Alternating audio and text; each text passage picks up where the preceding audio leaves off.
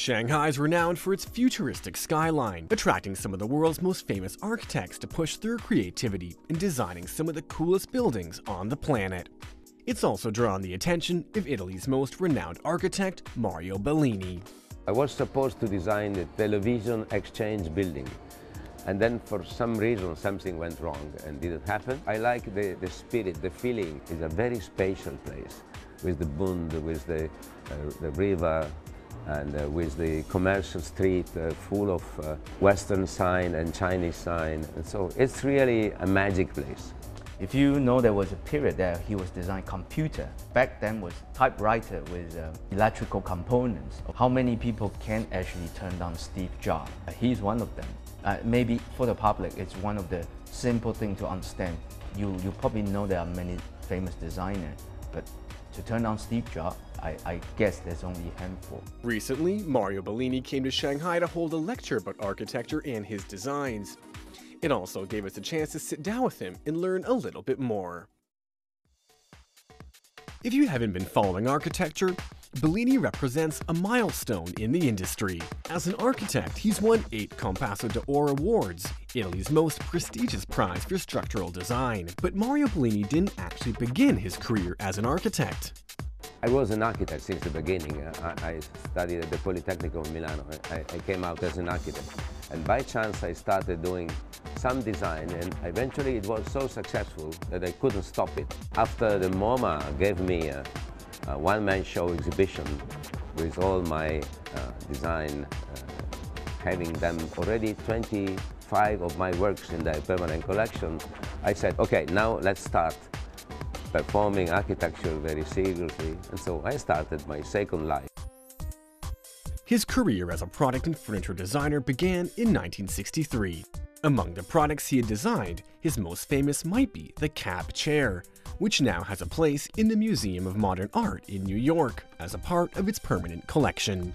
It took Bellini 20 years to finally complete it. We started from the very fundamental idea of a chair, the very simple one, like a child. A child makes a chair like this, with 4 legs, a perimeter where you sit on, and 2 elements to line on. We made this with metal sticks welded, and it was impossible to sit in, of course. And then the idea was to put something between the metal frames to make it possible to be used as a chair. And so we said, why don't we use leather? It was never has been used before. And when we started making the seat and the back, it was so ugly to see the naked legs. So we said, why don't we do it totally made out of leather? And so the idea is that this is an integral leather chair. There is no metal visible, no wood visible. And that is, it was so original that it started a new chair era. Since the 80s, Mario Bellini has grown increasingly successful in architecture in Europe, Japan, the US, Australia, and the Arab Emirates. His latest project, the Museum of Islamic Arts at the Louvre Museum in Paris, is one of his most prized projects. It has been a very, very challenging work. We won a competition for that, something like 10 years ago. And then it has been a long a passion for this work, which now is completed since 2 years.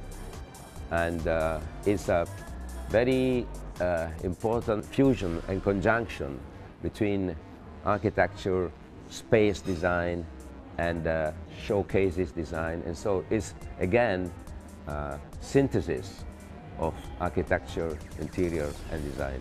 As a trained architect myself, it is very difficult for architecture when you talk about museum, because lighting is something crucial in the museum. There's super high requirements. He said that takes about 3-4 years just to play around with how to control the light and filtering. Traditionally use a solid roof to cover all the lighting from outside, and you just control it with artificial lighting. He managed to do such a beautiful things that fit into the environment of the Louvre, not to take away attention from the pyramid, which is designed by another master, S.p.A.